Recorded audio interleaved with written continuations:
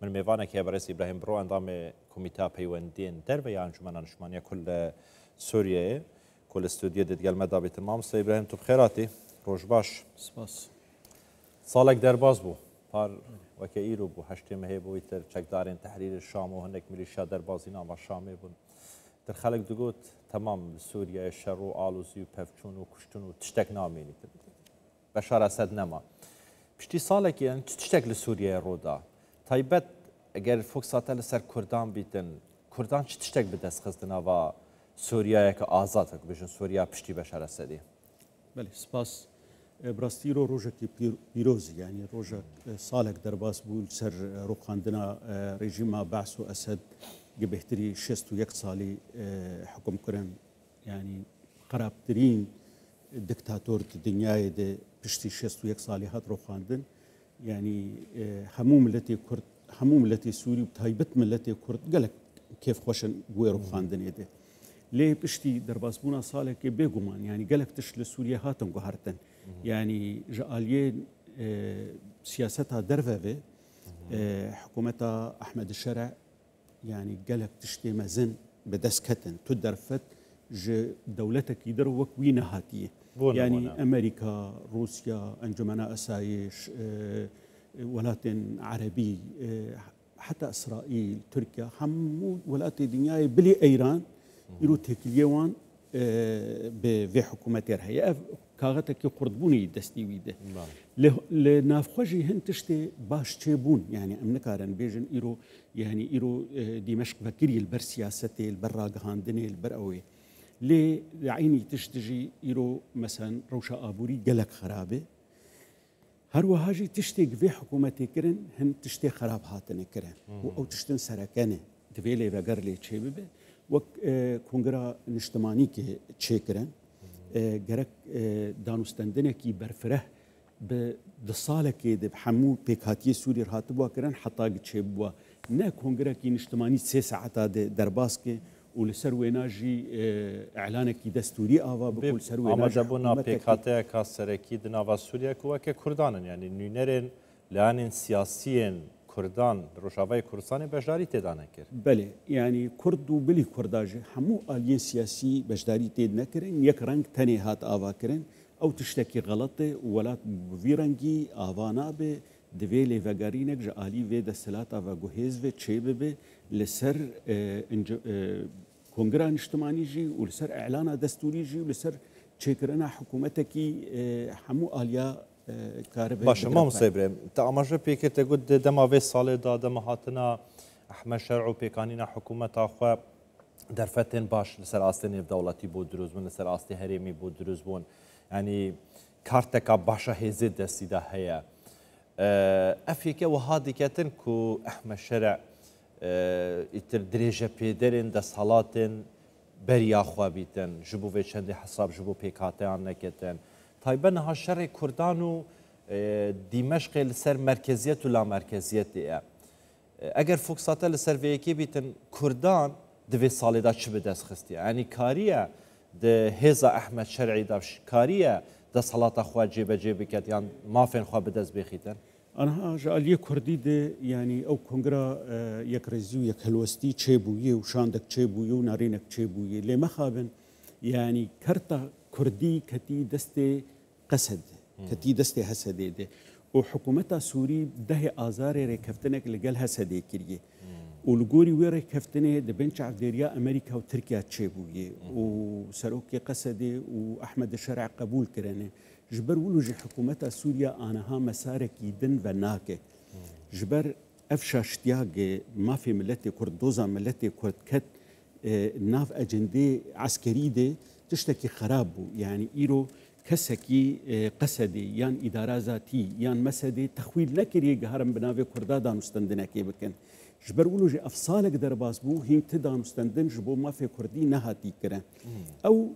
نافندي وننافندي إيرو ننافنديك لسوريا هي ننافنديك إداري حمو بارزجه سوريا ننافندينه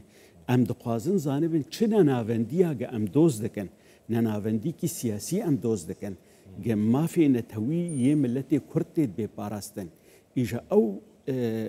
مسألة ما في نتوي ملتي كرد فرهتره شمال شرق سوريا فرهتره قسدي فرهتره مسدي يرو كردستان سوريا نلوي دفري تانية يرو بشكي يعني العفرين ودفري دين يانجي كرد بصدي صالة لحمود باجاري سوريا دهنه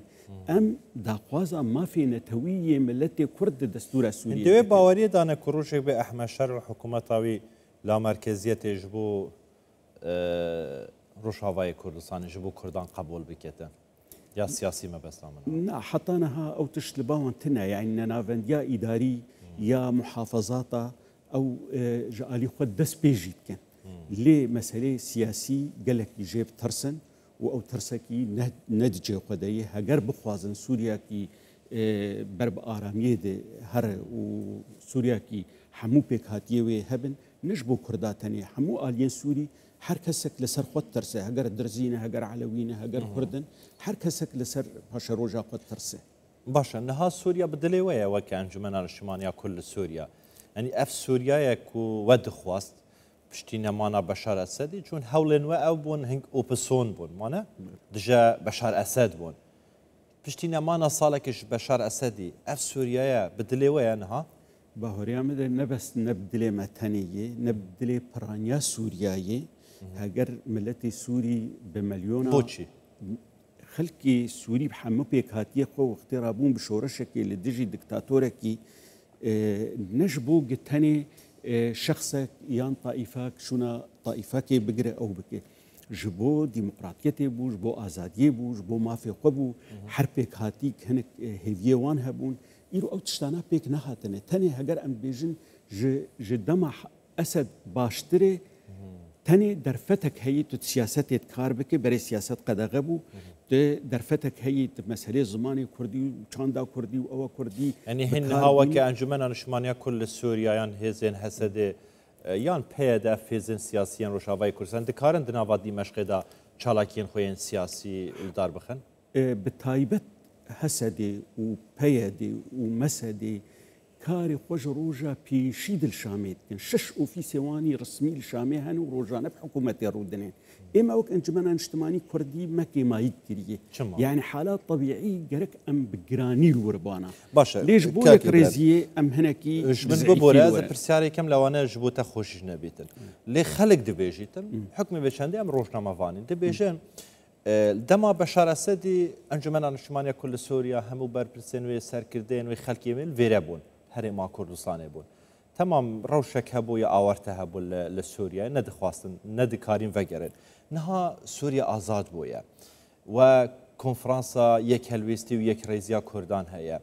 چما سركردين هوا برپرستين هوا نا وگرن بو سوريا بو چي شامي ناكن